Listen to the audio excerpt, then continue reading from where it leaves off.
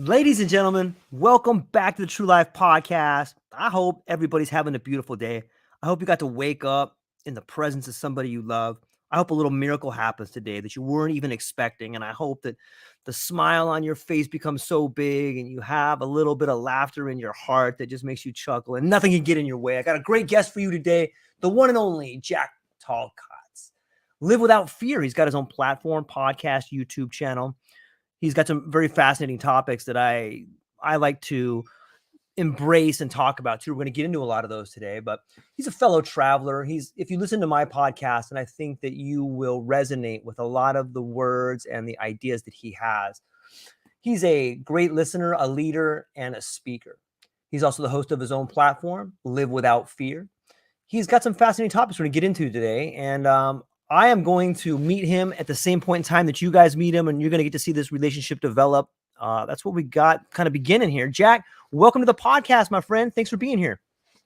Brother, thank you so much. And for those, I am restreaming on my platform on Jack Talcott. So for those of you who are tuning in over there and may not know, this is George Monty, the amazing, incredible, enthusiastic host of True Life Podcast. And as he said, we're just meeting. Collaborating, networking, that's relationships. That's one of my themes I talk about regularly. The purpose of what I do is self-development, self-improvement, kind of the stuff I see you sharing too. And I loved in your about, you're honest about that conspiracy theorist thing. And brother, we could have some incredible conversations, many different topics. And if I can just continue with me, please. The idea of the conspiracy thing, I was thinking about that this morning. That's what I am. I really started digging into history and realizing history is a conspiracy. Nobody knows what is going on because there's been so many secrets kept and so many facts manipulated that this world is not what it seems. And I realized that about for myself a few years ago.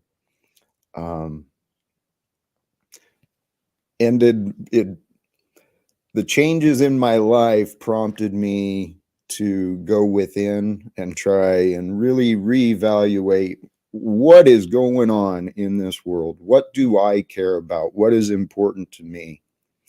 And that journey took me in a path and progress of self-development.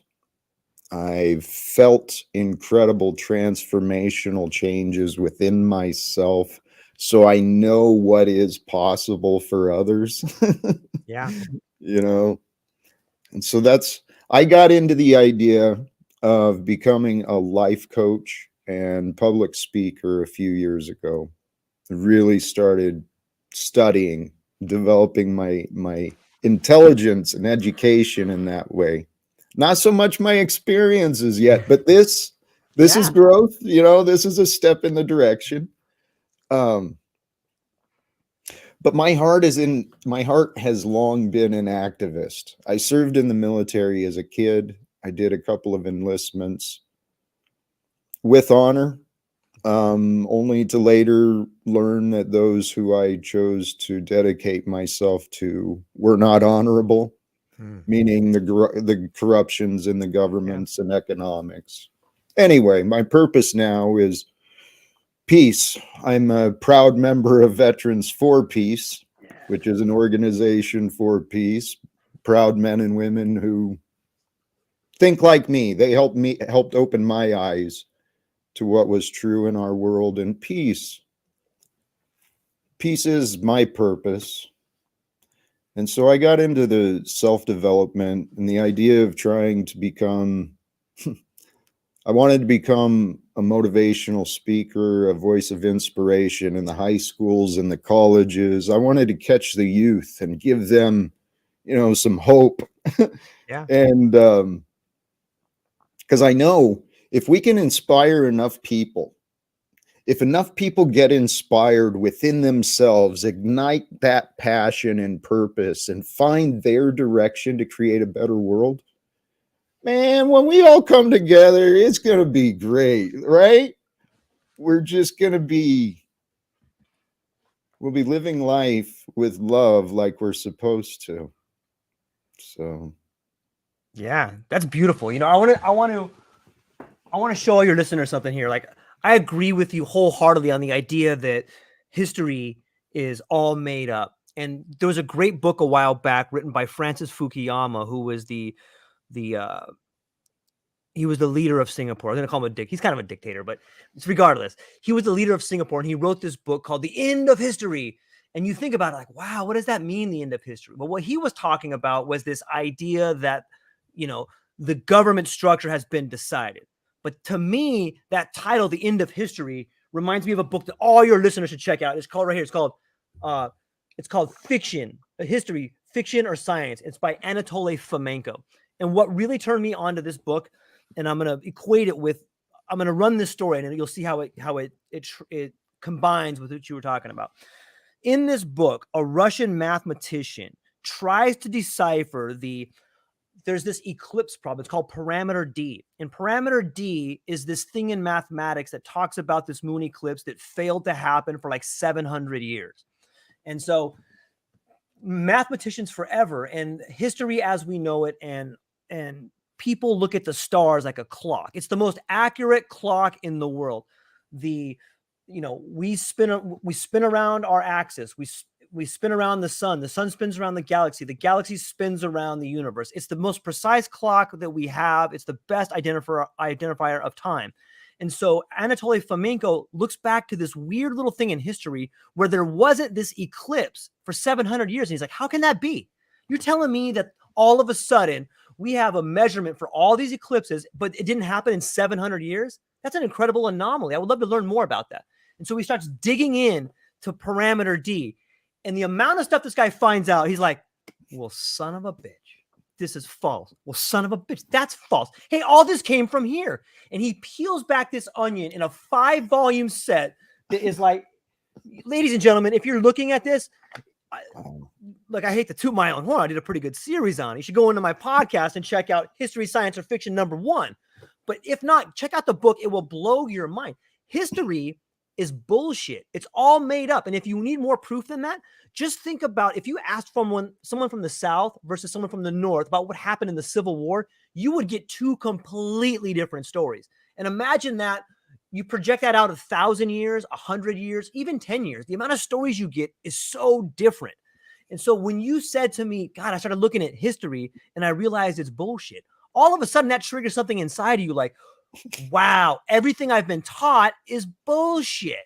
And then it just blows your mind, right? And then all of a sudden you start looking at these conspiracies, and I despise the fact when people use conspiracy as a pejorative. It's not true.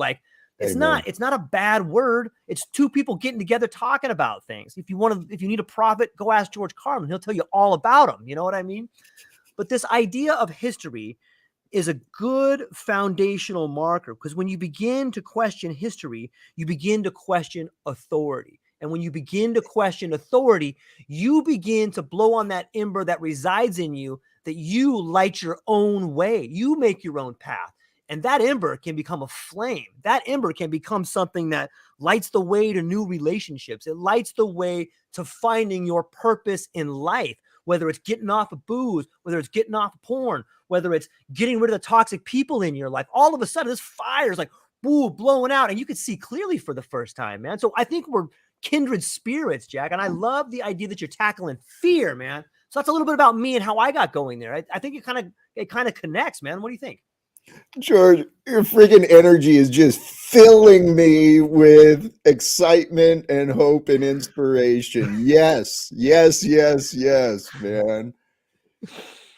Everything you've got you explain that beautifully. When I started opening my eyes, man, my mind got blown. And when my mind got blown, I realized I'd been deceived. Yes. Well put. Who's responsible for that? So then I chose ignited that fire within Yeah. myself. I'm responsible. I'm accountable. I am leading me. Yeah.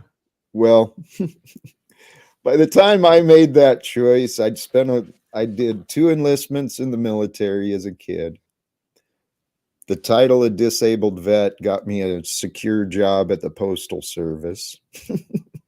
So I was an obedient public servant for the majority of my life. And I was all about authority and rules and playing it safe and, planning for the future and investing away and all this stuff. I Yep. thought I was doing it right and I was miserable.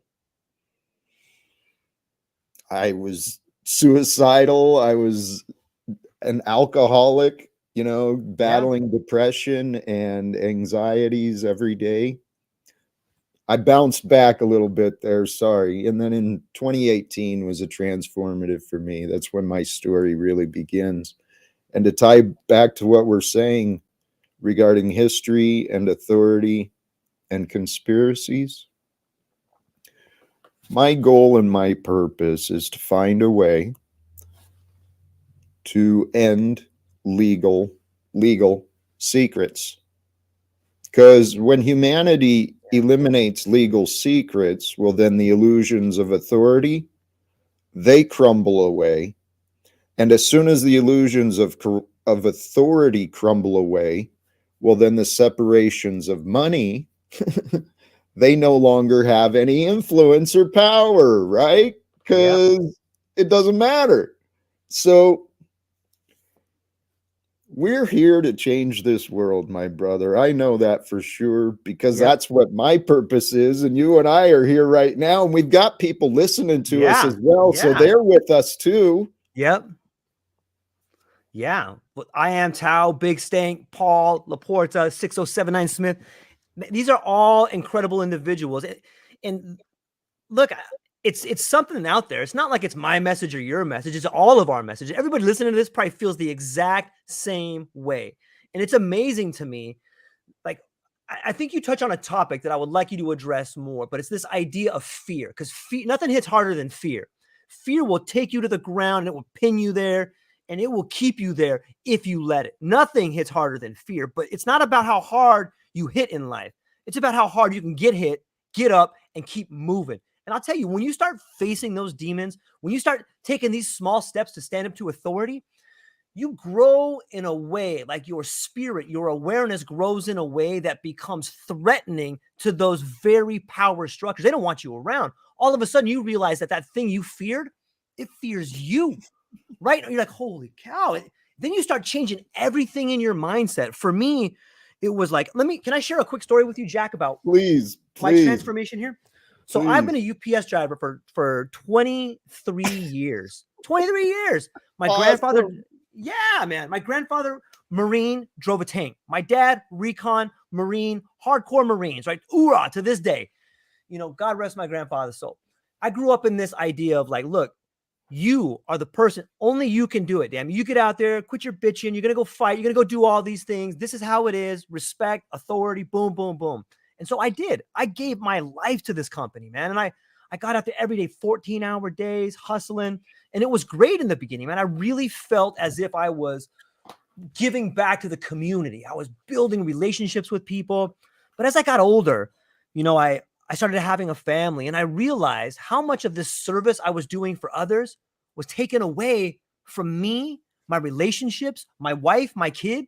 And when I would go and start talking to the people in positions of authority, my conversations went from ones of questioning to ones of, questioning, who are you? Like, look, I'm trying to come out here and do what's best for everybody. And I started hearing these answers like, oh, George, those are good things that we could do, but they're too hard.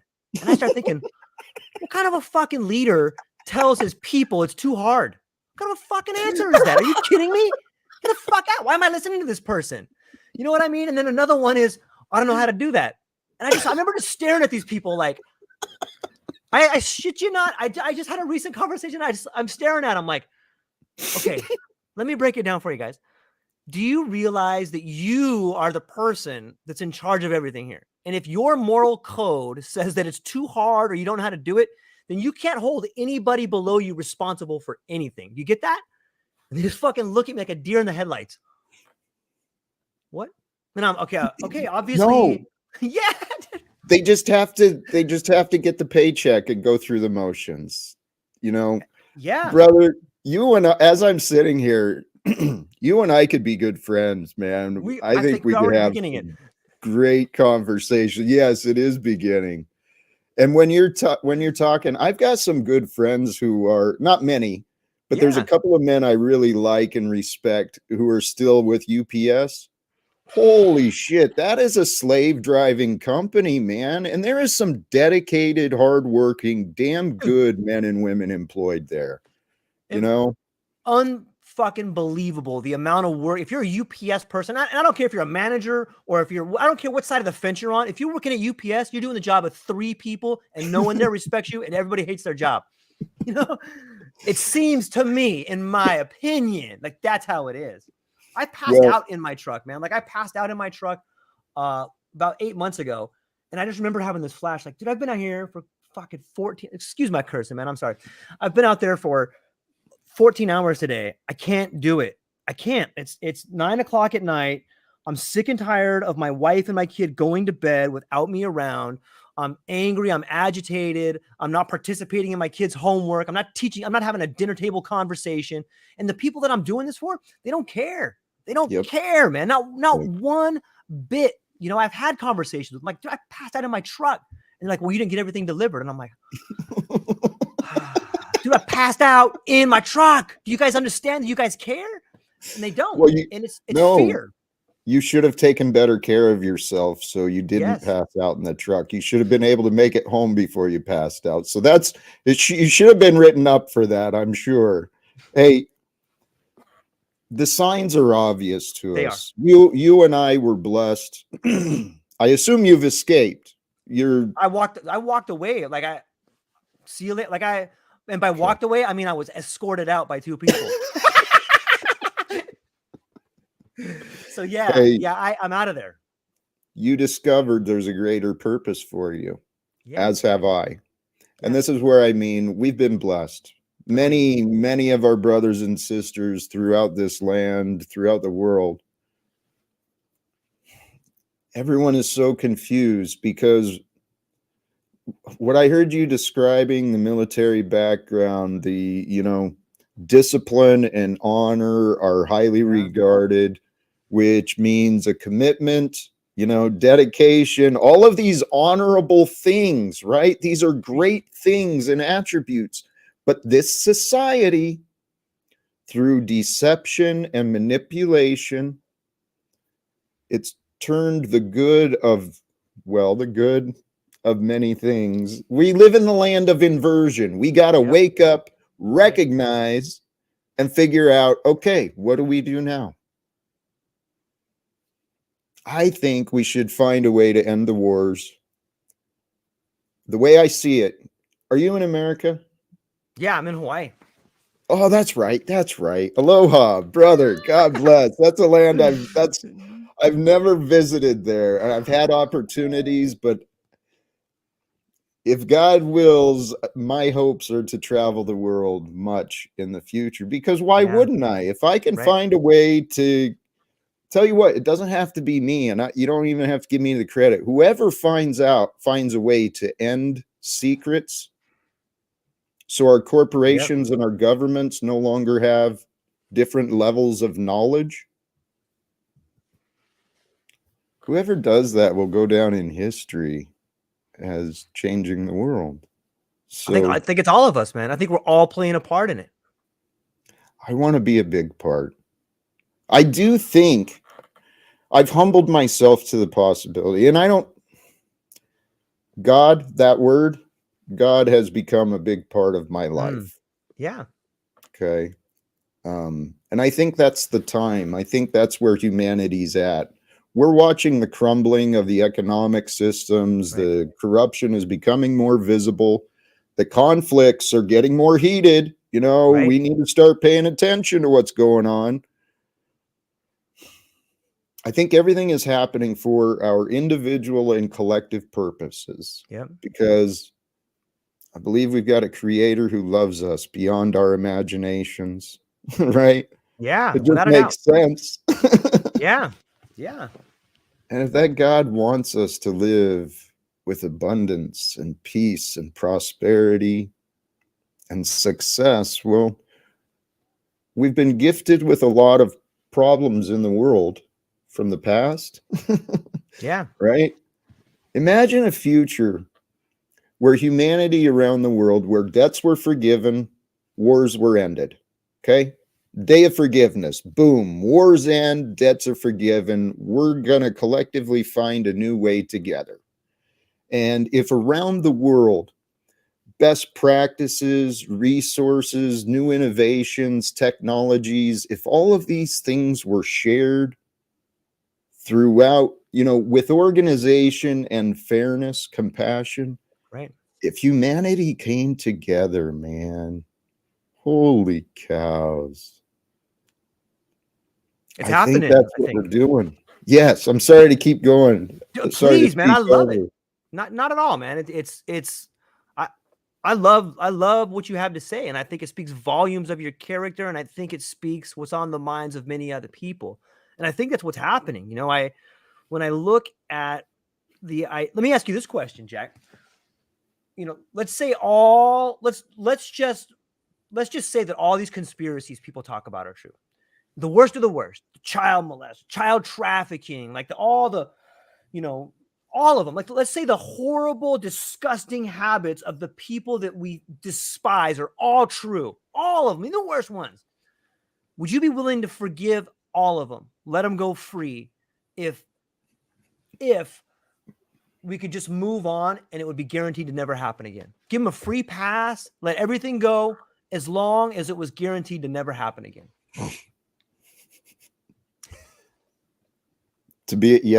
Yes. Regardless of how that's taken, yes, I would. I mean, That's I beautiful. made, well, I looked at it as, and I know how this can sound, I know. but it's my mind, my belief, the Bible, the stories are written about us, right? We are the continuation of the story of creation. Even the characters in the Bible, many of the stories are similar to what we're experiencing today. I've actually heard a lot of people making claims they are the return of so and so and so and so, but Yeah, I just found a lot of similarities in the patterns, right? Patterns of my life have a lot of similarities to the Bible, and I'm just like everyone else. sure. So that makes me assume other people may, to varying degrees, the same thing. The teachings of Jesus were to teach us how to be human, right? How to be loving and kind and to be worshipful for that which allows us to experience time and space. And so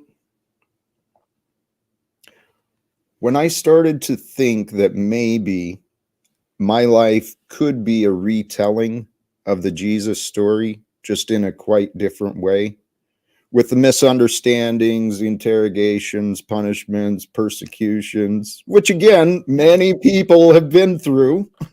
Yeah, When I thought that my life could be a retelling of the story, well, then I thought, okay, what do I do? And then I ended up thinking that Live Without Fear was inspired by, you know, the acts and images of Jesus. Without fear, there is faith, or with faith, there is without fear. So replace fear with faith. They both come from in here, in the head. And so I believe the Live Without Fear was allowed to be unsecured and ready for me to receive, you know? yeah, And I've been preparing, trying to figure out, how do you live without fear?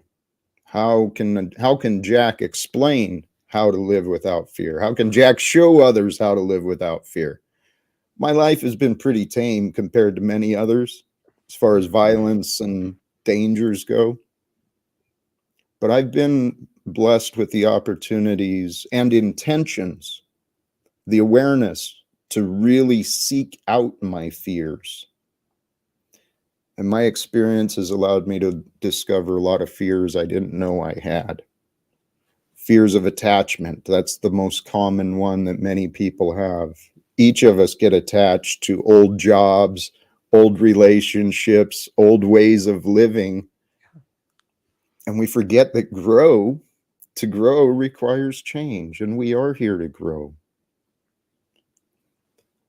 I'm talking a lot and I appreciate this, but honestly, my goal is, and I am a man who, I don't know what it means, but I actually, don't say it like that. Sorry.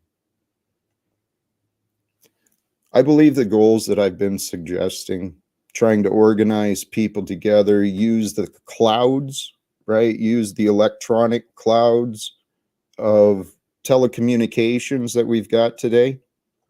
I think we fulfill the prophecy of the Bible by creating the army of Jesus in the clouds, those of us who are on here sharing the truth, right? Sharing God, sharing the love, sharing inspiration, sharing hope and faith, right? The good things. That's what we're here to do. And there's many of us. There are so many people coming out of the shadows saying, hey guys, there's hope. There's transformation. I'm evidence. I'm evidence of a change. You can do it too. It's what I hear from you. It's what I know about me. Yeah. And I'm hopeful. I share in your hopes that it's contagious, and on the topic of fear, I don't know that you ever relinquish it. And I don't know that you would want to, right? I think that fear, like my grandpa used to say, is not doing something in absence of fear. Anybody can do that. If you're not afraid, you just go do it. Courage is doing something in spite of the fear. Courage is walking to the authority figure and saying, look, I think you're wrong about this. And then when that person says, shut your mouth, you're doing it this way, you say, I don't think so. Here's why I think this is wrong. And I'm willing to stand up for it. If you have someone that has been fired, or if you're someone who has been pushed around and you fought back, congratulations. That means you had the courage to stand up for something you believed in. And that is sad to me that we don't foster that strength in our kids. We should be. When I was little, I used to watch the Brady Bunch, and there's this one episode where Bobby had to go fight the bully. You didn't go, like, you know what I mean? He came home and told his dad that, like, hey, someone's messing with Cindy. And so, okay, we'll go there and you tell him not to do it anymore. If he doesn't do that, you tell him again. And then if he doesn't do that, you're going to give him a knuckle sandwich. I'm going to teach you how to fight. And we have somehow decided that getting rid of this fighting spirit is something that we should foster in our kids. I think just the opposite of that. I think that the person who is willing to stand up and fight regardless, that's the kind of person that should be looked at on some level as the person we rally behind. Those are the kind of things that build society in a way that promotes fairness. It's this idea that, I might butcher this quote, but it's something along the lines of, difficult times make good men make easy times make weak men.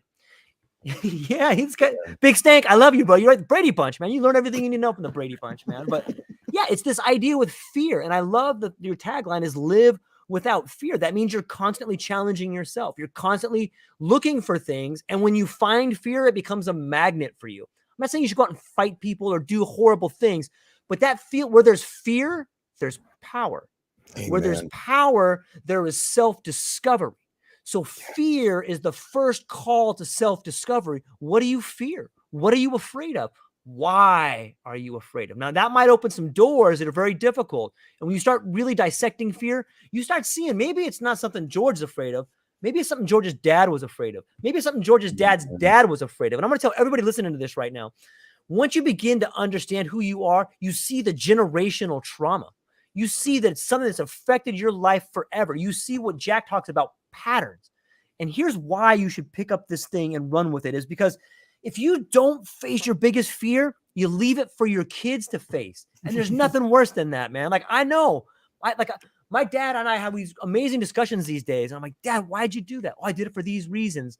And I I feel the fear and I'm scared of those things. It's like we pass on the fears, but you don't have to. You can fight them. And that's what you've done, Jack. And I think that's what all your people in your audience are flocking to you for, because they're agreeing with it. They're seeing it. And each person that listens to you becomes a conduit for them to become the leader, and then they can pass it on. I love what you're doing, man. It's beautiful. Brother, that's the hope. Hey, you are an inspiration. The way you explain what I mean by live without fear was beautiful. It's like a something I learned for myself. Building confidence, right? Confidence just comes from memories of past success, past achievement. Well, you get to decide what is a success or an achievement, so start counting them. And as you start building your confidence, when you feel that fear, rather than push away from it, move into it, right? What you just said, it's a system of discovery. It's something there that has power to you. And what I found, honestly, most of my fears, when I finally got grounded and overcame a lot of my BS inside of my head, the fears were illogical.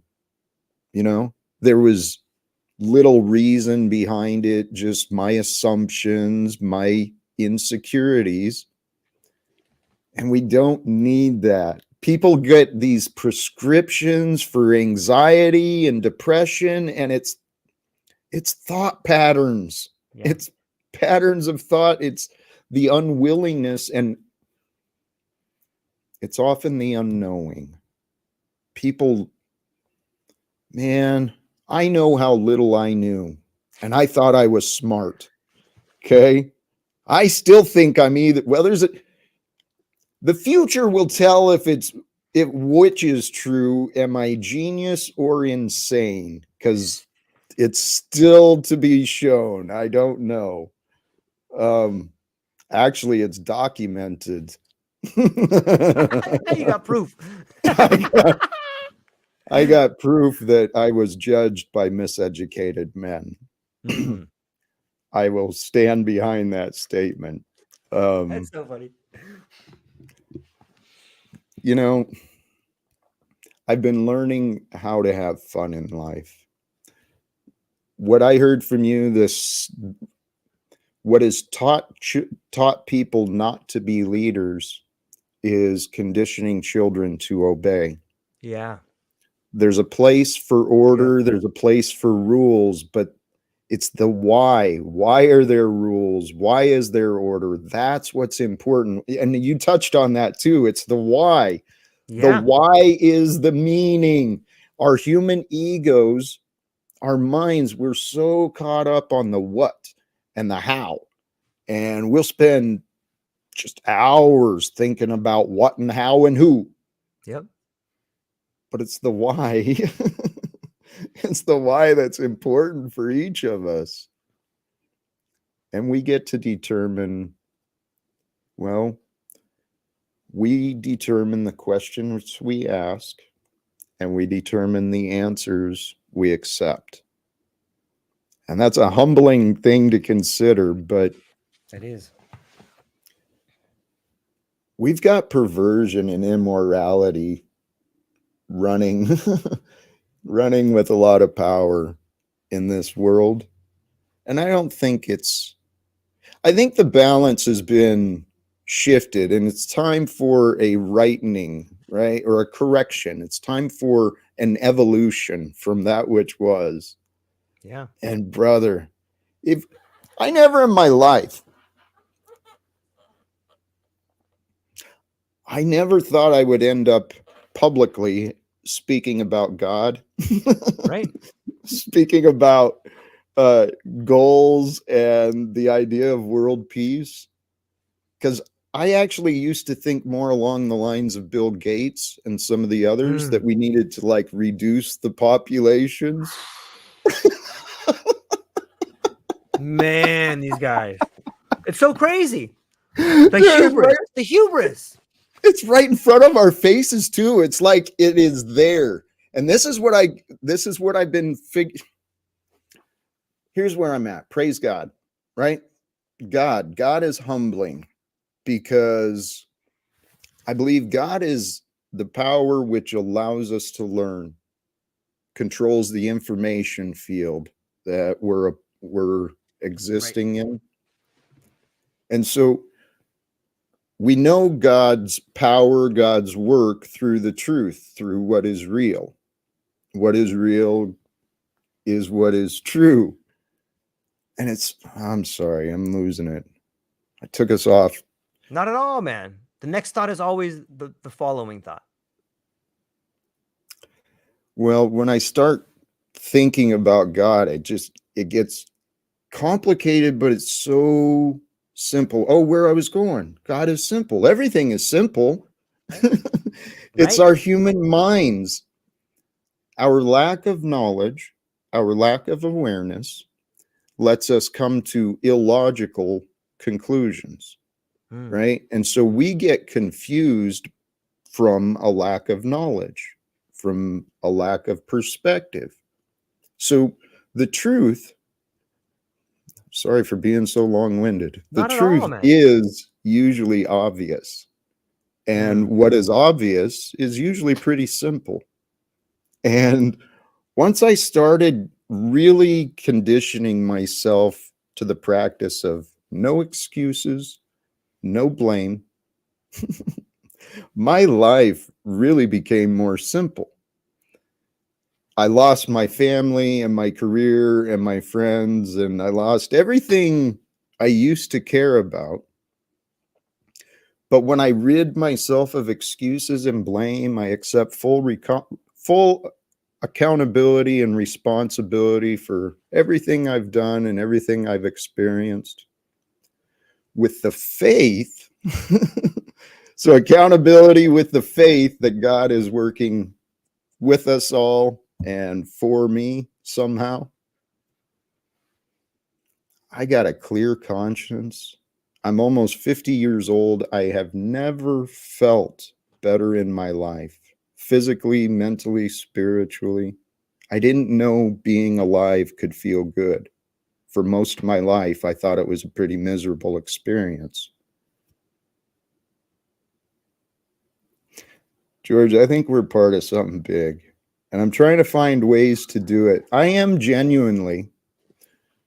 We connected through that collaborating option, right? Yeah. Through StreamYard. I am trying to collaborate, trying to connect with other leaders, Yeah. other people who are leading others with inspiration, motivation, pointing them in the direction of the truth, right? Yeah. Saying, "Hey, let's take advantage of this Right. life."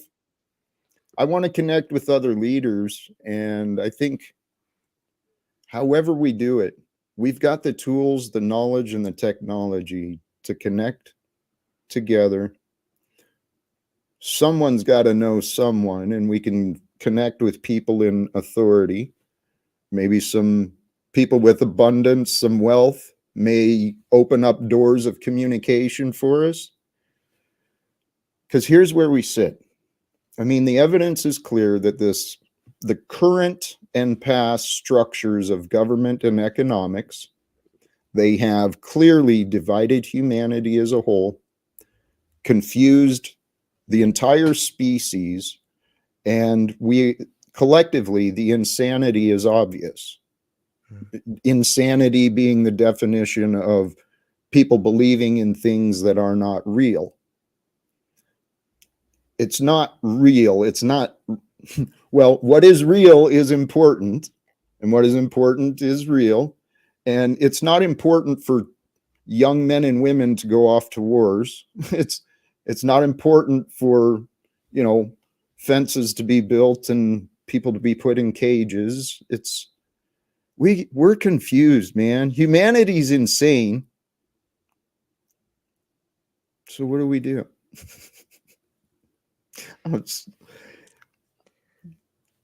George, I'm sorry. No, You're no allowing me apologies. to It's beautiful, speak. man. It's Yeah, beautiful. And here's what I would say. First off, I would change the definition of insanity. And the one that I like to use is doing the same thing over and over again and expecting a different result.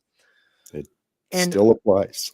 right, it still applies, right? And look what we're doing. We're doubling down on bad decisions, and look where it's gotten us. It gets us worse, worse. What's up, Latoya? Awesome to talk to you.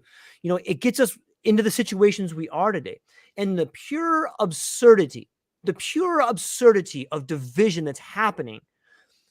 If we just go look, the best predictor of future behavior is past relevant behavior. The economy is going to fail. It's already failed. The idea, but in that destruction, with this huge collapse, comes opportunity. But the opportunity I see is, look, we can get rid of the parasites. We can do it. It's been done before. It happens every 100 years, 150 years.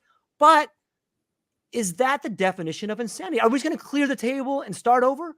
Or are we going to reimagine what is possible? And I think that, Jack, that is something that we need to be doing today. And it's happening. If we start looking at the ideas of parallel economies, if we get back to thinking about what is possible, like you can already, like if you read the literature of the people that are trying to implement policy, there's a great book called Connectography. I usually have it in front of me. I don't have it. I'll put it in the show notes. And it talks about supply chains. But if you listen to like the rhetoric, or you listen to some of the leaders that are proposing ideas, they're proposing ideas of smart cities, or even worse, a scarier one is strong cities, which is just a giant name for a big prison. But you're having these 15-minute cities. The ideas for the future are put out there for you, me, for everybody listening. You can be a part of that conversation, and you can have a loud enough voice. Whether it's sometimes a voice is you and 10 friends outside a committee saying, this is ridiculous. That's a loud voice. That's a strong voice. But another voice might be you and me and someone getting together and being like, you know what? We're all in this community together. Here's what I do. Here's the people I know. Let's trade networks a little bit. What do you need? I can do this. I can do that. All of a sudden, we have an idea of a parallel economy. One where I don't mind paying taxes as long as they go to what I want. Why is there not a box that says, I want all my tax money to go to schools? I want all my tax money to go to roads. I want my tax money to go to elderly. Why don't I get a choice in that? Like that's been taken from us. And so I think that we can reimagine what society can be using some of the good. And that's kind of what the American experiment was. It was this idea that we were going to give the people a voice. And maybe the experiment showed that we got lazy. Maybe the experiment showed that we're not able to do it. I don't think that, but you can take the idea of the experiment any way you want. But I like to think that what's happening now is the death and rebirth of what is possible. And I'll bring it back. I'm almost 50 years old too. And I feel these same emotions. I feel like there's a great quote that says something along the lines of, and the day came when the risk and pain of staying a tight bud was more painful than the risk and pain of blossoming. And I think that's what's happening to you, to me, to everybody listening here. I think that's what's happening to the world around us. It's like, I'm so sick and tired of being forced and crammed into this box that I don't want to be in. I'm so sick and tired of having these people around me just bombard me with garbage. Like, I'm not taking it anymore. And I'm willing to walk away from it all. And I finally got to a point where I said, you know what? Money be damned. I don't care. Come and take it. Like, I'm done. I'm done with it. And more than that, I'm not angry at the people that force it on me. I want to help show you guys. Like, I'll be the example. A story that happened to me a while back that really solidified was, there was a guy at my work and I was such a dick to him. And I didn't realize I was doing it. I was just being just an asshole. And my friend pulled me aside. He's like, George, why are you being such a dick to that guy? I'm like, I'm just busting his balls. He's like, no, you're not. You're being really rude, man. You should apologize to that guy. And I'm like, whatever. And then I came home that night and I took a giant dose of magic mushrooms. And I just remember sitting in my bed and like really doing some deep work on like, dude, why? Like, here comes that question again. Why? And I think it's relevant to think of a question mark like a sigh that the Green Ripper has, because it rips things down. So that question, why, is important. And what came to me is this, like, and it came almost boom, boom. The first right punch was like, you don't like him because he's weak. And then I immediately got hit with a left hand hook. You don't like him because you're weak. He reminds you that you're weak. Bam. So just boom, boom. I was like, oh, you know what I mean? Like, that's what happened. And it was just, it opened up my mind in a way, like this blooming flower, like, holy cow, everything I see in people that like I don't like is a reflection of me. That guy, I thought he was weak, but that guy was showing me how weak I was. And immediately after that, I started having these visions and ideas of like, okay, well then how do I help other people be weak? And the answer is, well, first off, you got to stop being weak. You can't show other people how to do. You can't go tell people what to do. No one's going to listen to you. You got to do it. You got to do the work, George. You got to be the person that's not weak. And that was like one foot in front of the other. Start stepping up to authority. And all of a sudden, you start doing things like, you know what would be weak is if I didn't tell this person what I thought. That would be weak. Okay, so don't do that. You know what wouldn't be weak? You know what would be weak? Just yelling at that person. So maybe I should try to come up with a really good analysis of why their ideas are wrong and then try to explain them. And maybe I'll learn something from them. That's not weak. So then you do that. And all of a sudden, these people around you, you know, time goes by and you practice what you preach. And all of a sudden, this change that happened to you begins to radiate outwards the same way that a pebble in a pond has little ripples around it. So too does that change in yourself begin to radiate outwards, and it changes the other people around you. It's contagious, and it forms them in this ring, and then it starts growing and growing. And all of a sudden you become that change, whatever it is in your life.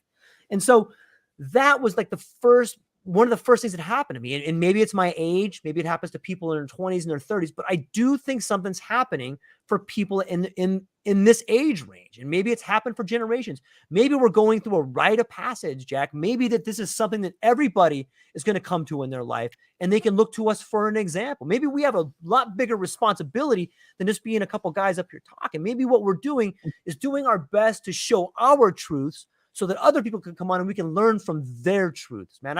I believe that wholeheartedly. And that's why I know what's happening. There's nothing that can stop. The most powerful force in the world is an idea whose time has come. And look around the world. The people in France rise up. We had the people in the Arab Spring rise up. It's happening, not just in you and I, but it's happening to people. And it doesn't matter what color. It doesn't matter if you think you came into this world or you think you came out of this world. Some people say that the earth grows people the same way an apple tree grows apples. Some people look to Jesus as a belief system. Some people find the teachings of Buddha to be the ultimate wisdom. What's the most beautiful thing is that all of the leaders are telling us the same thing, and it's happening within us. There's an awakening happening that cannot be stopped. And I would recommend everyone who feels this, begin becoming the best version of yourself. Begin trying to find a way to become the change that you want in the world. And some people think, man, you're summoning demons, George. Guess what? Inside you lives a demon. But it's what I tell my daughter. Hey, Dad, there's a monster under the bed. Yeah, I know. He's mean. He lives in your closet under your bed. That guy will tear you up. You got to make friends with that monster, because that monster will be the one that protects you forever. And he wants to be your friend, but he's scared. And when that monster is inside, you can never get rid of him. He's in there. He's a demon. He is dangerous. Make friends with him. Teach him. Because sometimes you need that demon. Sometimes you must summon the demon. Sometimes the demon will stand strong inside of you when you're facing authority. Sometimes that's all you have is the demon. Guess what? You're the demon. Don't be afraid of him. That's you. But be the change. It's happening, Jack. And what you're doing, not being afraid of fear, what's happening with these wars, like, I think that it's when I see the division, when I see the political propaganda that's put out there for people to consume, it is a symptom of the sickness. It is a symptom of the corrosion that's happened, and it's being pushed out into the world. But people are pushing it back. Like, no one's going, hey, Biden, I don't care if you're Biden or Trump, try putting a draft in order and see what happens. No one's going.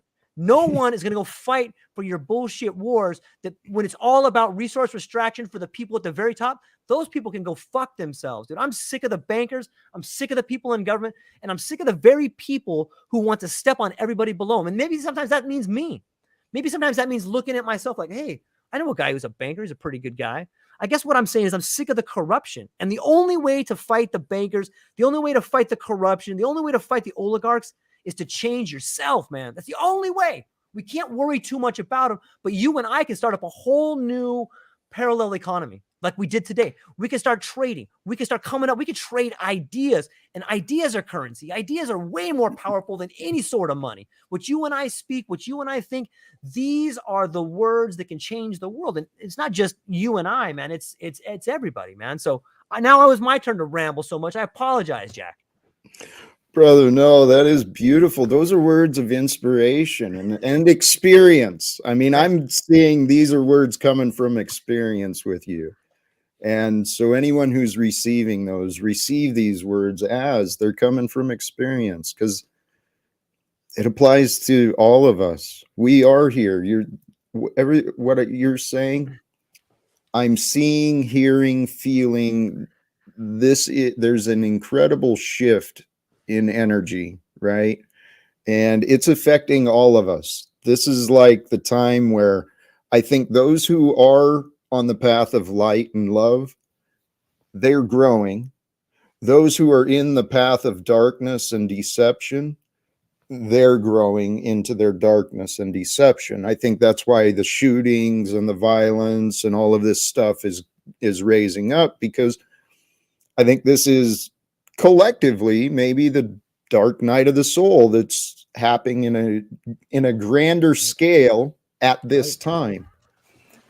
I read a book a few years ago called The Blessed Unrest. I think it was called, and I can't remember. I can't remember the author either, but the topic of it was just what you were saying. It was the evidence to support what you're saying. All of these movements, organizations all around the world, people are standing up. Yeah.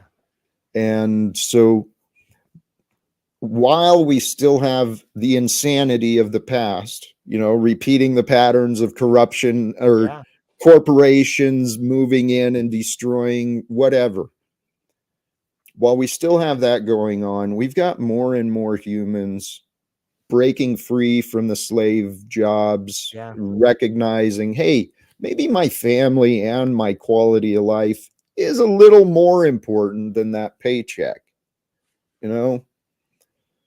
I made those mistakes. All of us.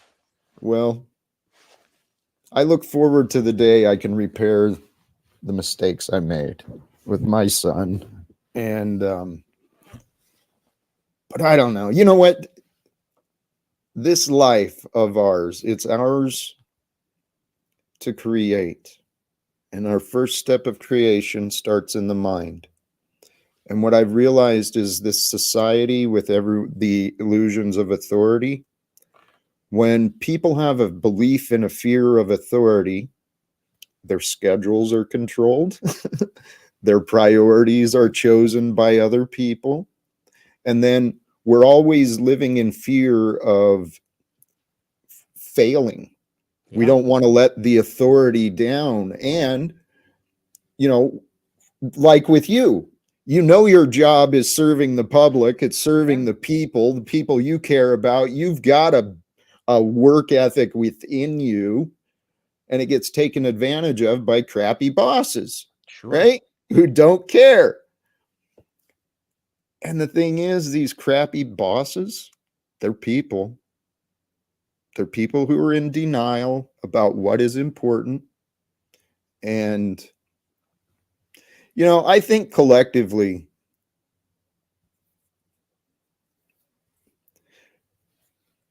this is the time. We are the solution. We're going to bring the new to light, because what you were describing too, this is a period of transition for humanity.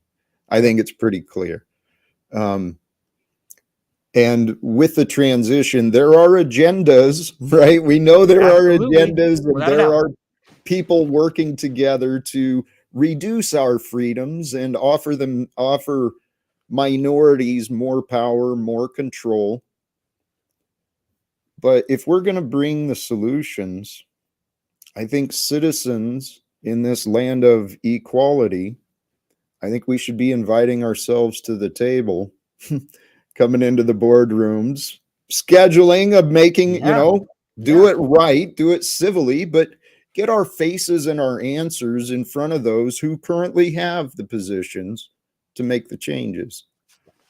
And I think if I know there's actually groups doing stuff like this. You familiar with like David Martin, his live world stuff he's doing? No, There's but I will be. hey, you know what? We can connect. Okay. I've been blessed to discover many organizations, many inspiring, just amazing people that are living right now, today, Yes. just like us. And because of what I've been allowed to learn, all these, I've got so much hope and faith. Right. I see all of humanity's problems, all of the answers. They're right here. They're just right here waiting. Mm. And it's literally in front of our faces Yeah. when we look in the mirror. Yeah. We are That's the it. solution.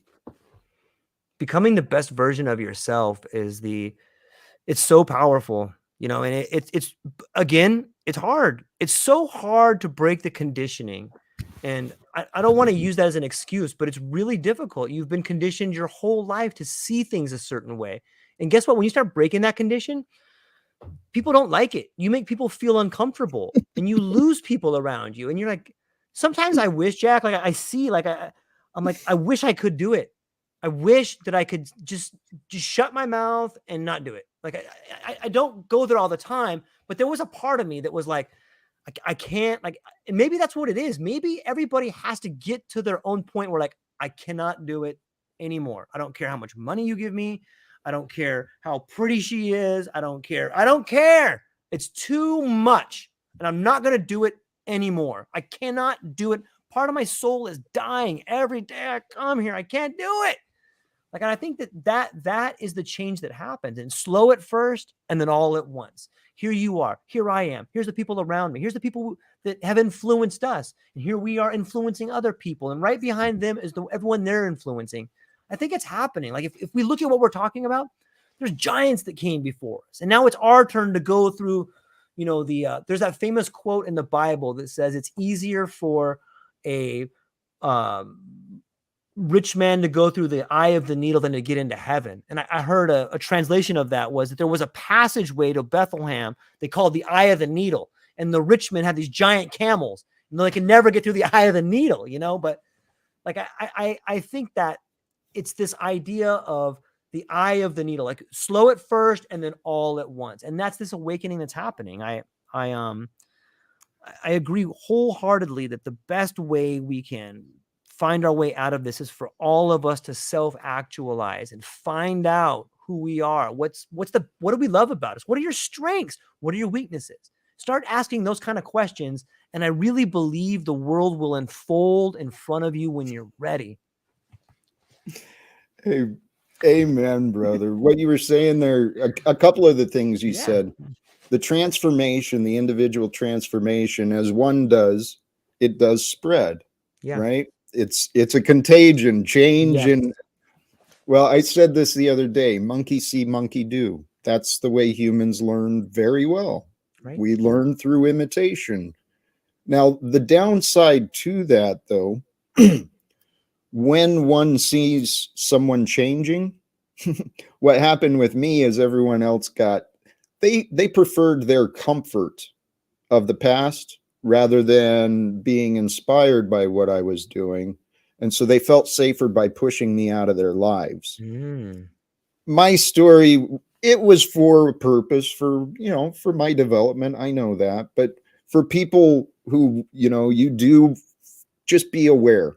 When you start changing yourself, people and things that were there in the past, they may fade away, and but I tell you what, the freedom from the attachment, the freedom from the old ways, from the insecurities and fears, the freedom. Oh man. I'm telling you, people, do your shadow work seriously. Take it seriously, but make it fun, and go within yourself and challenge your insecurities, challenge your resentments, your guilt, your shame, and see how many of those you can put aside, right? Replace with the gratitude, with the hope, the spark of change, right? Because love is going to be our answer. And here's what I think. Yeah. I tell you what, God, I spend a lot of time studying and considering and imagining God. I think that I chose a couple of years ago. I think this is my purpose. And so I did it for a while and I felt pretty comfortable. And so that's what I've been doing a lot. Yeah. um, but I think humans, we've overcomplicated everything, right? Our human minds are incredible. Words, words are just magical. Mm. Um, but words and language, they can confuse us a lot. And so our ego minds, we get so hung up on words and we complicate all sorts of things. I truly believe God is simple. God is that which is. And we are a part of that which is, showing ourselves as that which is. And so there is no separation from me and you, even though there's a physical Yeah. divide, the time Yeah. divide, right? But Yeah. there's no separation between us and anyone from the past either, Right. or anyone from the future. So if we want to care about ourselves, then we should care about the entirety of our experience.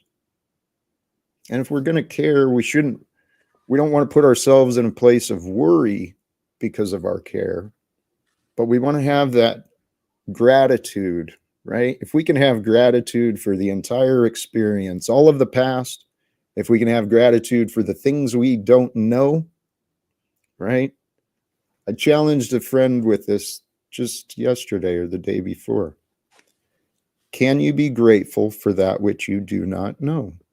Can you be grateful for the unknown? If you can, that's faith, Mm. right? Because we Yeah. don't know the future. But if you can be grateful for the future, you can imagine. If you can be grateful for the future, you imagine yourself experiencing, that's faith. And I truly believe, I don't have the evidence in my life, but I got enough examples from other people to point to. Yeah. Um, we create it. You know, if we can believe it, if we can imagine it, we can believe it. If we can believe it, we can achieve it. I truly believe that. And back to what you were saying, or what we were talking Yeah. about, being the examples for others. And I think God, I think reality this time right now is creating a lot of examples. You know, overcome people have overcome struggles and situations that, man, when I heard some of their stories, I was like, Jack, what the hell, dude? You complained? What were you complaining about, dude? You got other people living like this, and you want to whine about, oh, poor me. Yeah. Um, Kind of put my life into perspective. But I see me as you, I see you like everyone else. We're all we're all reflections and results. We're the effect of the past and reflections of each other. Here to learn. Yeah.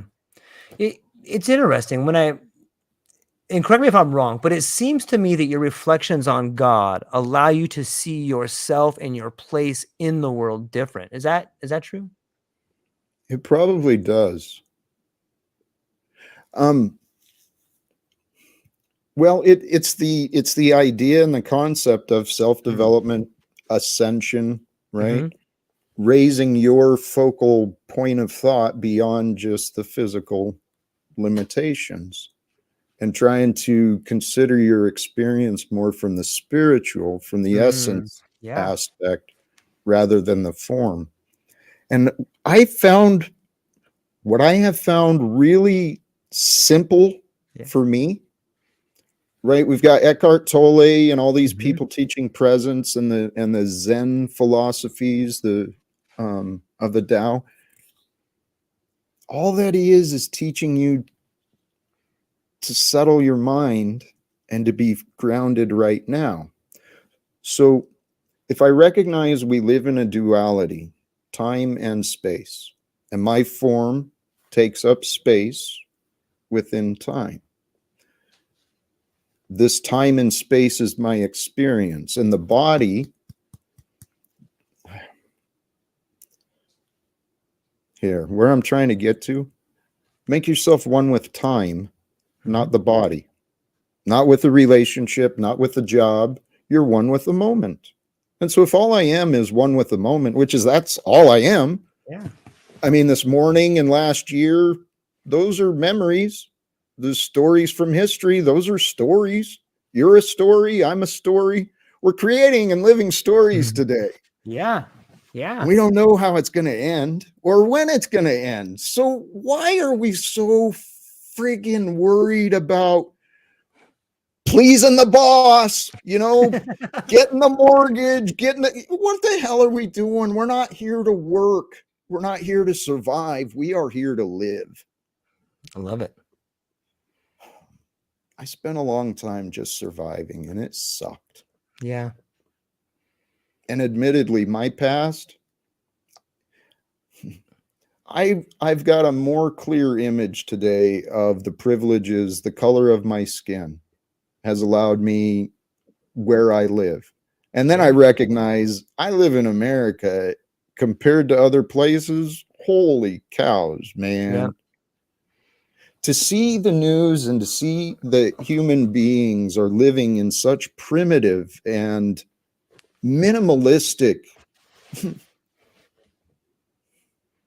When I see people living in such abject poverty and not by choice, not by tradition, they're living these simple lives, but because of the greed and the corruption of what we're a part of, kind of makes me mad.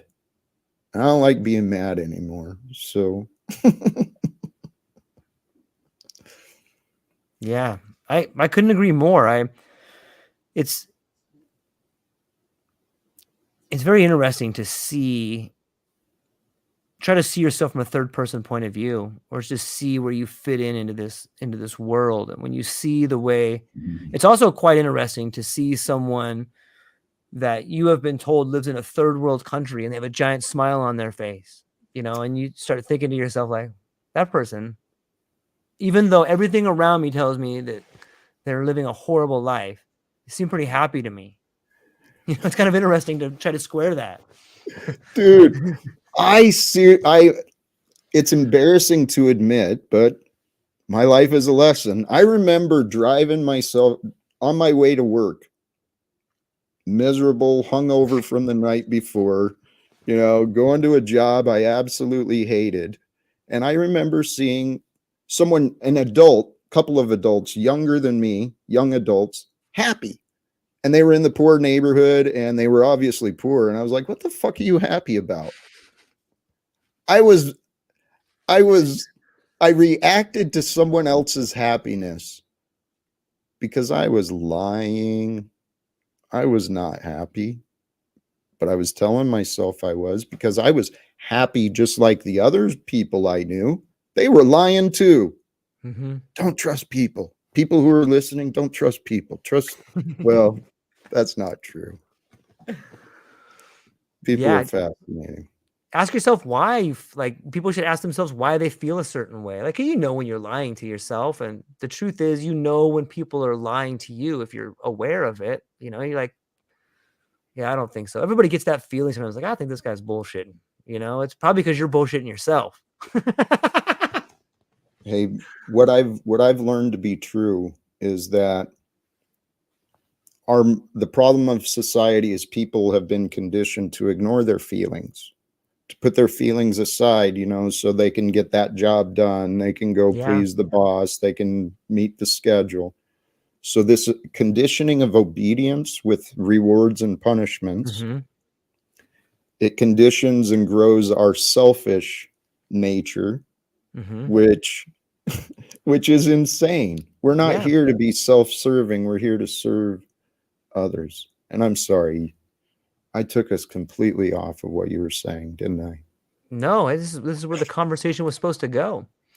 it's interesting. And then it becomes a self-fulfilling prophecy, because when you reward the people who can treat other people like numbers, you reward that, you incentivize that behavior. I was speaking with a guy yesterday who says, you know what, George, why don't we just incentivize kindness?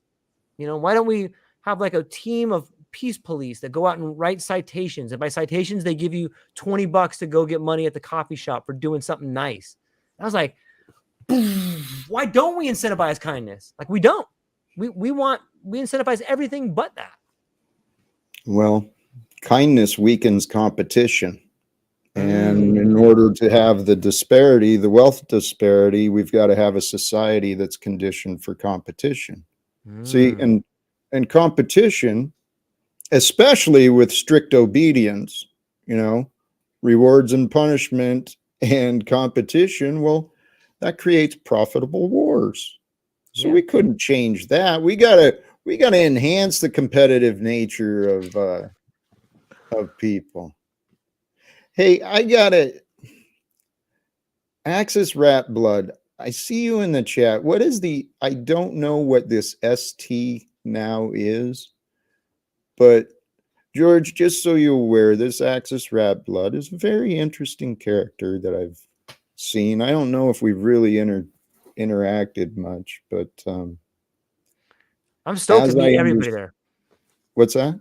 I'm happy to talk to. Thank you for the introduction. I cut you off there. I apologize.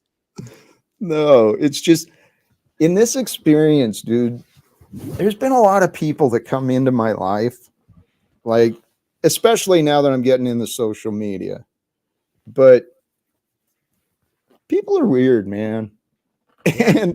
And I know, well, I'm either right or wrong.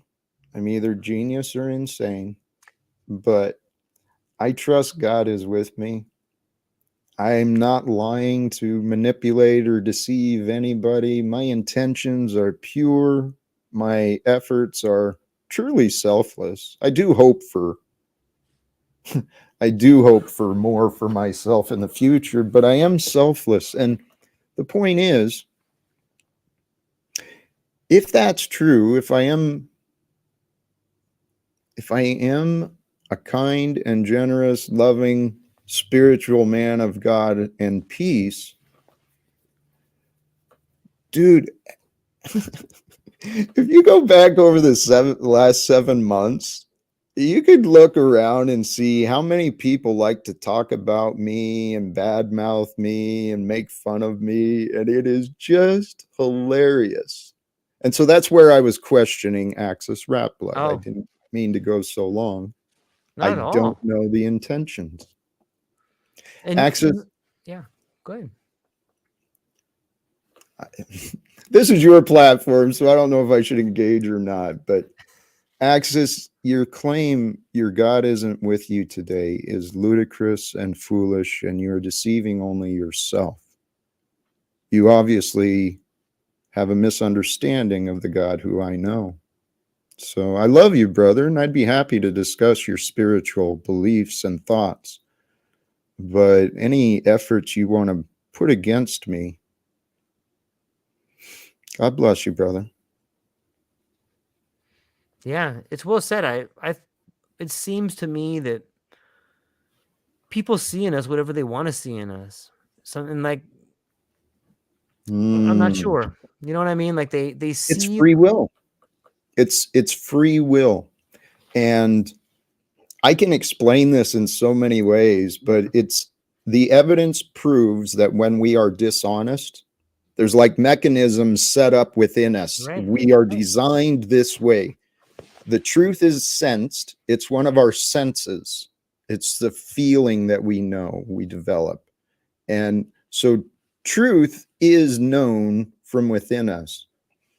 When we lie, when we distort the truth, I believe there's evidence that will show it causes us brain damage, literally, because it produces chemicals and stuff. And then when we lie, just logically, when we lie, then we remember there's a pattern of information we have to protect, and we have to remember so that it doesn't get revealed.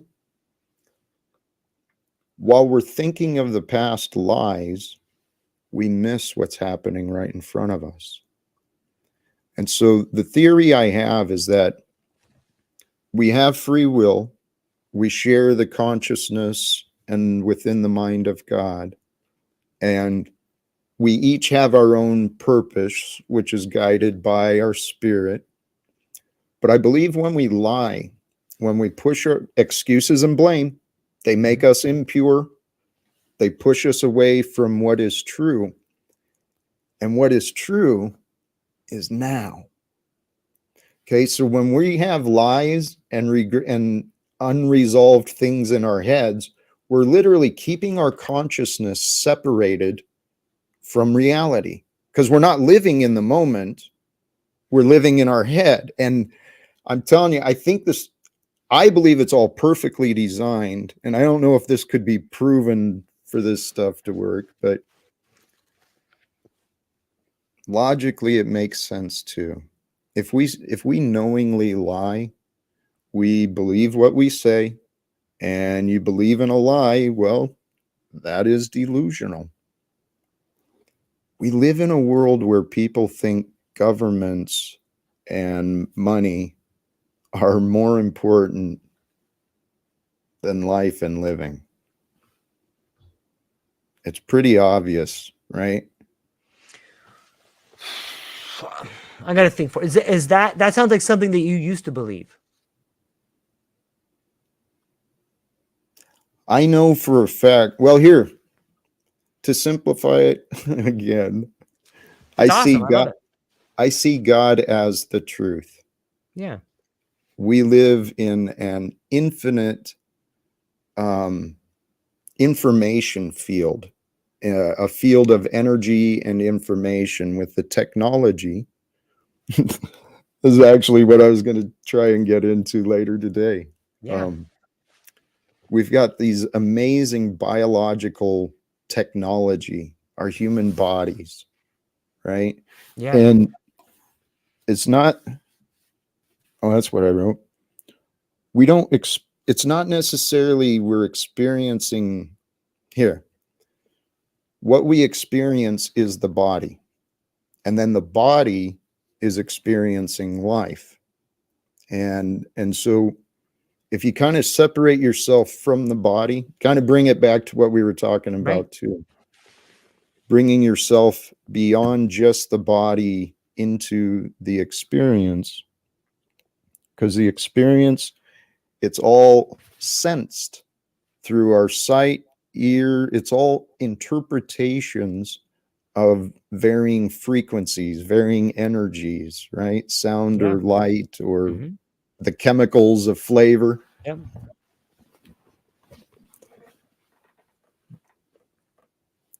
I know for myself, I had a very poor vocabulary of feelings.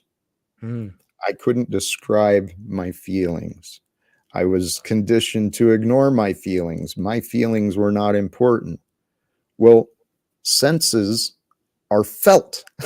The entire purpose of experience is through the senses. You can't describe the flavor of an orange. I mean, you you Yeah. can't you can't describe the feeling of an orchestra or a band or something like that. You know, the experiences of sound. We're here to experience life, and life is just a progression through time. Time is just change, so we're here to change ourselves, change the world. And I think that's the whole point of this game. Like life is a game. It's games are designed, we create games for entertainment and for education, right? So why wouldn't our creator do that for us? Create this game of time and space, this paradox, so we can experience, that short period between birth and death. It's not that long in the scope of time, right? Mm-hmm. Yeah. So why wouldn't it? I mean, the God of creation, apparently there's heavens waiting for us, and so if this is an opportunity for us to discover our worthiness for heaven, for us to learn about the energies of love by choice. Because I think beyond here, we would be unified with the Creator. And as I've heard from like near-death experiences, that's what they say is we go to this, it's like an unbelievable sense of bliss and peace and pleasure is how I've heard it described. And so I think the human form is the opportunity for our spirit to experience the illusions of separation. Because it's only our beliefs that make us think we're separated, make us think we're better or worse than another. It's only our thoughts that hold us back from doing what is right. I think you were saying something about that in the moment as something comes up. What can you do? If we all started simplifying our lives like that, right? Having faith in the future, having gratitude for today, and sharing the experience of life with each other, if we were consciously doing that, sharing the love and light and experience together, holy crap, man. Holy cow. Right. Yeah. Humans are fascinating creatures. I used to hate them. I used to hate people, and I used to be afraid of a lot of them because I didn't think I was good enough. I didn't think I had anything that others would want. I have freedom. I have freedom from confusion. I have inner peace. I have the goals to change the world and the realistic mind to know that I don't care if I do it or not. I know that all I have to do is try. Yeah. And as long as I keep trying every day with the purpose and intentions of success, dude, we've got so many ways to do it. Hey, again, I'm either crazy or right. I've been saying it on my channel many times. I've had the ideas to try and speak with Donald Trump. And I was thinking when he was in office, he would have been the perfect guy to talk to. Even now, he's still got the connections with the US government and beyond the world. And I personally, I don't have a lot of trust in him, but I know Trump did. He won the hearts of a lot of people. So they saw something in him. I'll trust them. But besides him, my goal is, I think if we can share the truth and the demand for truth to those citizens who represent the United States government, they have the connections to all the global media and to all the other UN leaders as well. And I think I've tried a number of ways. My idea was to try and bring in some psychologists or some of these people who are experts in the fields of consciousness and mind. Science proves what I'm saying, and what I'm talking about is faith in God. So I don't know. I see ways of changing this world. We just got to get the right people involved. And we don't need everybody. We just need enough people who see the vision of a better world, who are willing to take some chances and maybe push the past. But if we come together collectively, I'm taking this to more less I love it. inspiring, but more, what we can do. And I appreciate that. The future I see, the return of Christ, if Christ was returned, we would have righteous and honest leadership. We wouldn't be allowing corruption and, we wouldn't be allowing profitable lies and profitable wars and profitable oppression. I'm pretty sure God wants us to end slavery. So if the Spirit of Christ was returned here on earth, everyone would be loving God, loving one another, sharing the resources, sharing the efforts together. I think we could clean up our oceans, clean up the rivers. We could we could reduce the number of unnecessary and harmful jobs. I mean, how many jobs do you think are there simply for regulation, right? Because bureaucracy requires rules, or accounting. How many Mhm. people spend their lives for the profession of counting the wealth of someone else? It's Too many. like Too many. my best friend Sean, his birthday was yesterday. God bless you, Sean, if you happen to see this. He's a CPA. I love him, but he's a confused man. Anyway, we've touched on a lot of topics. I Yeah. appreciate this, George. This has been a wonderful introduction, but I'm not sure, where do we go? What do we do? Well, I think that we continue the conversation, and Beautiful. I is your if I can ask you this question, is your idea of God synonymous with spirituality? Like, does it have to be Christ that returns, or can it be the spirit of the planet that returns? Hey, Whatever, beautiful. right? Yes. The names, Right, right. and That's all I'm saying. definitions, man. Semantics.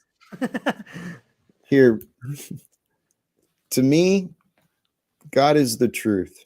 Right. It is that unknown which reveals the future to each of us, right? So Yeah.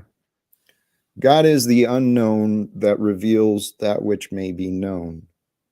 And so to know the creator, you know the creator through the creation. We are the creation. And so I look at God as the truth, right? And the message of Jesus, that character, the archetype, is love. It's the human love that is within all of us, the human strength and the power, the will of God to serve and to be fearless. I think those are within us. Now, aside from that, though, too, what I honestly think is what Jesus and the Buddhas were teaching is just Right. a philosophy of how to use your mind, how to see yourself within everything that is. And they showed us how to be human. Simple as that. What we're living, what we were born into, this is not natural. Yeah. It is not healthy. It is not natural. It is not logical. It is corrupted because Mhm. man's laws defy God's laws.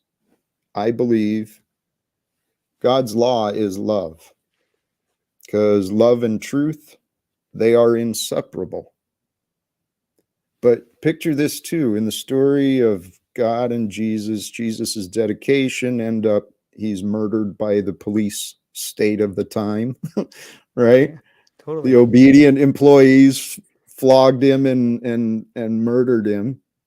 But if you look at back, take it back to the archetypes, the symbols, God is the truth, Christ is the love. Truth will destroy love. Mm. But the power of truth, love will overcome, right? When Christ is filled with the power of truth, the truth of God, he's overcome. We are that. We're here to seek the truth. And it must be, I truly think it must be sought. We must be willing to know the truth and willing to ask the questions. Because otherwise, the truth is there. It's always there. Yeah. And back to the fear thing, too, that's one of the things I realized when I started waking up Mhm. to what was important to me. What was no longer important to me was my credit score. or the material objects Right. I'd Right. acquired. I decluttered. I detached from the material stuff. I decluttered, and I was looking at downsizing the home and just creating more freedom for me.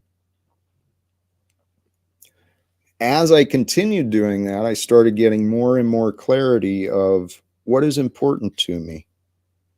And what is important to me, I'm sure, is we've all got similar but different things, but we all want to be an authentic, valued person in it for ourselves and for others. We want to find community and family and build those. Yeah.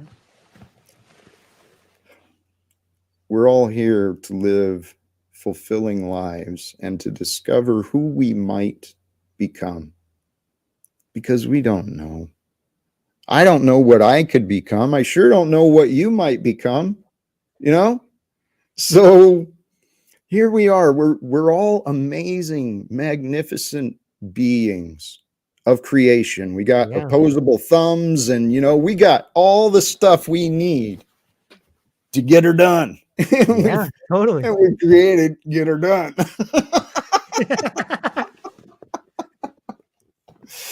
Holy cow, man. I started saying this earlier. People used to just drive me nuts until I started trying to understand myself.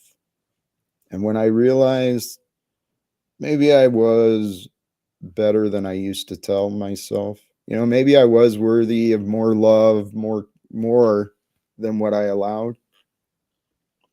I looked back on my life and I saw how many years, how many days I remember just stressing and just freaking out about not having enough money, not being able to pay this bill on time, whatever. How much emotional and mental and physical energy was just wasted. I don't like living with regrets. And so I can't remember how you were talking about it, but it goes with what you were saying. As I go through my day, I know I don't want to live with regrets anymore. So if Right. an idea comes up or if a problem comes into my awareness, can I fix it? Is this mine? Is this something to deal with? Yep. But I no longer sit back on opportunities. Reaching out to you. I saw you come Yeah. up. I'm like, hey, this might work. Let's see Yeah. where this Yeah. goes. Yep. That's where the adventures happen. And in Yeah. the past, I know my insecurities. Well, do I have enough value? What do you want to talk to me? I mean, he's got all these videos, got all these followers. What if he doesn't want to? When we push past our fears, when we identify that place of fear and kind of push into it to build our confidence, to build the memories of, yeah, fear exists, but it's got nothing on me. Yeah. Once we start doing that, our ability to keep the mind clear, it strengthens. It gets easier and easier to push into the fear because it's part of our design. As we normalize, as the frequency and as we experience things more, we kind of normalize it. And that includes doing scary things. I mean, but this is to our benefit too, Right. because everything is simple once simple is understood. And so we've got people, they'll go in and do surgery on another human being, and it'll be something pretty simple to them, right? Because they've got Yeah. the skills, the experience, the practice, the tools. Everything is simple once simple is done, simple is understood. And I do believe what any man can do, any man can do. If someone can do Yeah. it, anyone else can do it. Maybe not to the same extent, to the same quality, but there's our differences are not as great as many people think. And when we allow our differences to become important, we stay divided, we stay confused. But for me, the world I see Yeah. in the future, what I've done for myself, like I said, I made a commitment to myself. I wanted to become better. Yeah. And if I wanted to do that, I had to change. And so if I'm going to change, no more excuses, no more blame. I treat truth like it is God. I make sure I do my best to ensure truth comes from me. If I don't understand, I try not to jump to conclusions or assumptions because I want to know what's true. And by doing that, you don't have to remember as much stuff when you're honest all the time, Yeah. Yeah. right? Totally. You're creating less conflict in theory. In theory, you're creating less conflicts and arguments. But I say that because, dude, my life, serious. People come out of the woodwork. Hey, Jack, I got a disagreement for you. Hey, Jack, I got some negativity to offer you. Well, sure, yeah. People, man. I'm learning to love them because I learned Yeah. how to love myself. Yeah. Despite all my flaws, despite all my past mistakes, I've learned to love me. And in doing that, I trust me. And if I can trust me wherever I go, then I can trust wherever I go, whoever Yeah. I'm with. I'm telling you, man, what you said earlier, I don't know how it's going to end up, but George, I really do. I'd like to stay in touch, and I'd Yeah. Of like this course. to be the start of a friendship. Yeah. I love it. I believe there's many of us. Yeah. I agree. Nothing particularly special, but at a special time of history with different experiences who have been prepared. Yep. I know I've been consciously preparing, trying to prepare for something. World peace is the goal. So, Yeah. I like to think that that's what the last 48 years have been, has been preparation. And now you're beginning to see the action. All these things were necessary. All the hardships in your life, the tragedies, the unfairness, the attempting to try to make sense of things that are senseless, these have all been preparations. And now it's game time. Everything in the past was a lesson. And here we are today. For those of us that are ready, for those of us that will be ready, and for those of us that are just still learning, like, the battle is unfolding in front of us. And maybe, maybe battle is the wrong word, or maybe we are all Buddhas, or we're all Christ-like, or we are all teachers, or maybe we're generals on the battlefield, or maybe we're soldiers on the front line. But I think that the first half of your life is preparation. And now the reins are being, okay, you guys have learned. Here's the reins. And you can see the panic in the, whether it's the panic of a demographic of people dying. Sometimes I look at it from this aspect, Jack. Like, there's a great book called The Fourth Turning. And in that book, they talk about cycles and generations. And the baby boomer generation is gargantuan. They say there's something along the lines of 10,000 people retiring every day for like 20 years. And imagine how many octogenarians we still have in Congress, just in this country alone. How many people well into their 70s are still CEOs? How many of them are still desperately trying to be the at the forefront of their particular area of knowledge? Like, they're desperately trying to hold on. And I'm not at that level. I'm not at that age. I don't know what that feels like. And I'm not blaming people for there. But it seems to me what we're facing is a demographic cliff where there are the unrealized dreams of a large portion of us. Like, if you look at the collective people in the world as one body, a large part of our body is dying and they don't know how to handle it. The anxiety, the depression, the unrealized dreams, the reality that they lived in a prison their whole life, the reality that they sit on their deathbed and they go, oh, I never did what I loved. I was talking to a death God, doula yesterday who spoke about the idea of holding the hands of people before they die. And she said some of the most heart-wrenching things, like, I can see the unrealized dreams in the last breath. And it makes me it makes me, that makes me want to walk away from that helped me make decisions in my life. Like, okay, holy cow. Can you imagine waiting till that last breath before you've allowed yourself to live a life worth living? Like, you have a daughter, you have a son, you have a mom, you have a dad, you got a sister, you got a brother, you have a neighbor. Like, one small thing you do for them can change their life radically. Stop giving everything you have to an artificial authority figure. You are the authority figure, and you are worth so much. You can help so many people, and you can become the best version of yourself.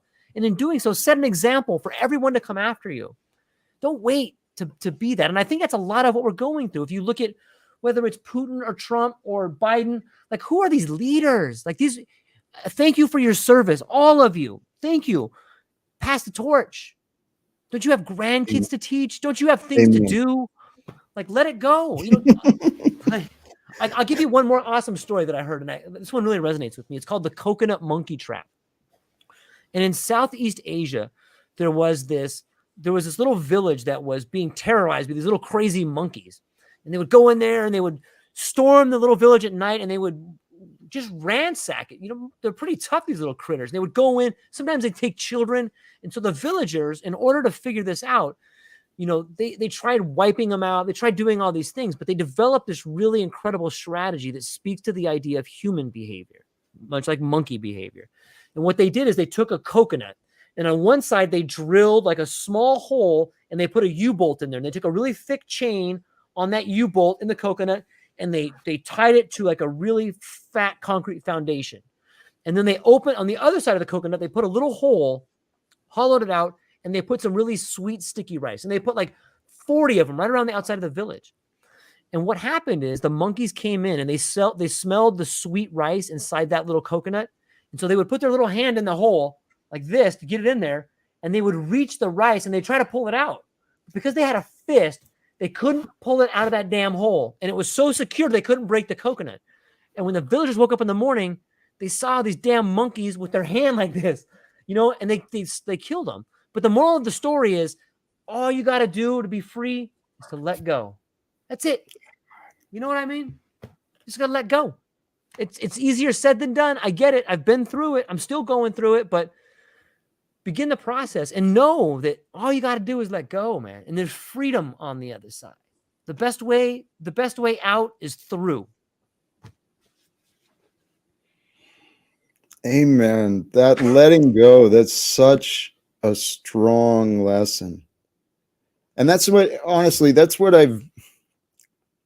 we've touched on this. I mean, for any one of us to change, to recognize that there is a spark, there is something within you. It can either come from an inspiration or a breaking point. Yeah. And I don't like watching people wait for a breaking point. I keep trying to find and offer ways to inspire, to plant the idea that, hey, there's change, there's better ways. Sorry, you said something too, and I spaced where you were at. Yeah, I think there's two ways people change. One is through inspiration, and one is through desperation, right? Amen. There's also methods of us pursuing our goals too. It's kind of unrelated, but right. Like we got in the self-development, Tony Robbins, the masculine version of success. I studied his methods of goals and achievements, right? Using the drive and purpose, commitment, the masculine energy. Sure.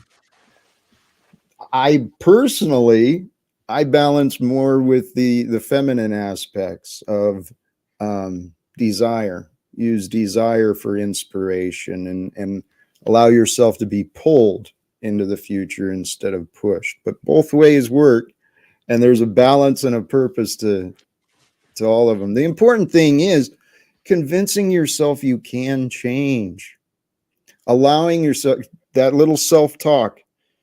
Okay, I know I've been doing this. I know I'm comfortable with this. It's time to let it go. Well, I don't have anything to replace it. I'll be all alone. I won't have this. I'll go nuts. When we get to that point, it's real easy for our minds just to work up all these narratives, all these scenarios, and to talk ourselves out of letting go. Because letting go is scary, man. But guess No. what? You don't really go anywhere. You just kind of stay in your body and you just keep living. You're just different. Yeah. Yeah. And change is not as scary. Once we get used to it, you can condition yourself to normalize change, Yeah. to enjoy change, to seek change like an adventure rather than being so afraid of change, so caught up in tradition and repetition. It's real easy. This is how our society works. We are spirit of life, spirit of light, children of creation, creator, children of God. The ways of the world teach us to, shield our light, to hold ourselves back from shining. Either Mm. Yeah. there's so many ways children are influenced, and the parents don't know. Most people don't know what we're doing. I know I didn't know what I was doing when I was Yeah. raising my kid. um, but we've got this world that it manipulates our energy and our thoughts. The potentials are there for our thoughts and our energies to be manipulated, but if we can increase the awareness, set the purpose to know thyself. And you'll only know yourself if you start looking at yourself instead of where you're at. I don't know, man. I think I'm kind of rambling here now. I'm sorry. Not at all, man. It's amazing. I I love talking and I love listening and I love learning from other people. And let me just drop this one other on you to see what you think about this. What do you think of the idea when we talk about what we can do? What do you think about the idea of somewhat of an archaic revival? I see a world we live in that has an absence of rites of passage. It has an absence of rituals. It has an absence of ceremony.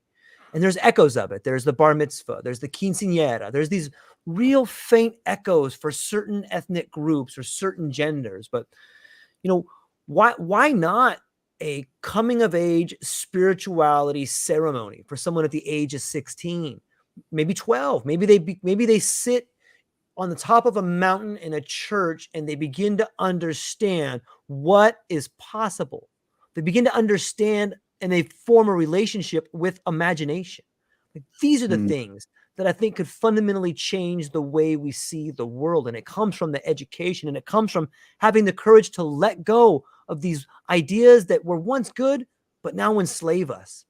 And I think it's there. I think it's there. I do too. We're on the same page. Yeah. For me, the downfall I see of humanity is this false belief in authority. Agreed. You know, the it's kept us so. I remember my own fears, right?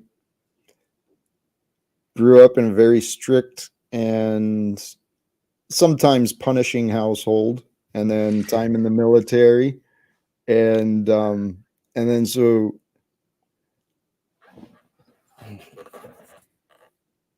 I saw the purpose and the value in order and strictness. But what I didn't understand was letting go, and I didn't understand how to flow with change. Um, I realized I'm taking us completely off topic Not at again, all. aren't I? No, Okay. this is it. This is what we were like. It gets back. This is what you and I and most people in our generation were raised to do. There's a consciousness that knew that they would need us. People like you and me and everybody listening right here on the same page, probably. We were bred for this moment and the moments coming forth. We've been conditioned to feel like we must fight this. Like, we've been trained our whole lives for this. This is happening now. So you're not off topic, man. It's beautiful. Carry on. Thank you. Every one of us, to change the future, that's where I was going because you were talking about education. Um, this conditioning of obedience, the industries that have been created for our schooling system, the history shows it's served its purpose, right? It educated the society to fit into the industrial settings, right? Yeah. Yeah. Obey a bell and follow a clock and obey and separate. Our children need to be taught how to learn. Our children need to be taught how to think for themselves, how to understand their emotions, how to trust what they learn, and how to figure things out. Because once children are taught to obey, they learn what they're told. And so if you're only learning what you're told in order to avoid punishment, you're going to keep yourself kind of dumb. And I spent a lot of my life not learning stuff, Yep. only learning what was required for my job or whatever. Yeah. I think learning is fun. That's part of our gift. We come into this life with just these minds are really incredible. These bodies are amazing. The things that can be done with our mind and body. We come into these realms with a veil, right? We don't know what we don't know. And we start learning the languages and the traditions of where we're at. But the ignorance, it is a gift, right? Because through coming in with that veil of ignorance, then we get to, throughout our lives, we get to experience the joy of discovery, right? You receive a download or a process, some new idea. It's like, boom! Oh man, love that feeling, right? Yeah. I seek that. That's my new drug. Is Yeah. inspirations. We get to feel that feeling. We get the good feelings of sharing what we've learned with others, right? Seeing the transformation in others. So knowledge, it truly is. It's the gift. It is the power that makes us become who we might be. But we got to learn. We got to choose to learn. And we got to believe we can learn. And we got to believe there's a reason to learn. But everyone, dude, I don't want to say everyone because I realize I'm only exposed to a very small part of our population. But I see so many people who think they know it all.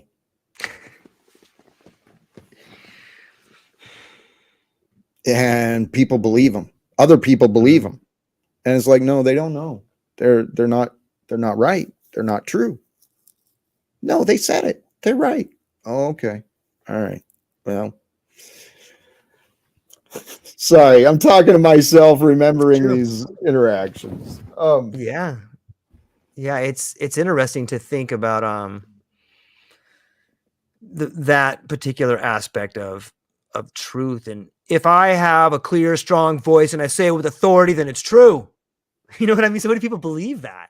Like anybody who's taken a speech class or has learned a little bit about the art of persuasion or worse, propaganda, which is the same thing.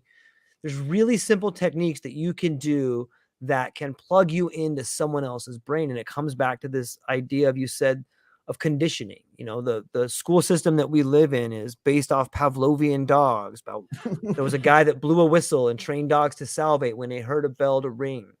And we were conditioned on the Prussian school system where there's a bell and you ask for permission to go to the bathroom and there's an authority figure. Maybe you get swatted on the butt with a paddle or a ruler, but yeah, I am, Jack. You probably have other things to do, man. I'm keeping you here I'm pushing over 2 hours, and you know, I know you have another podcast coming up, but let's continue this, man. I feel like we've just scratched the surface, and I feel there's a lot that I could still learn from you, man. And I'm really hoping to keep our line of communication open and continue the process.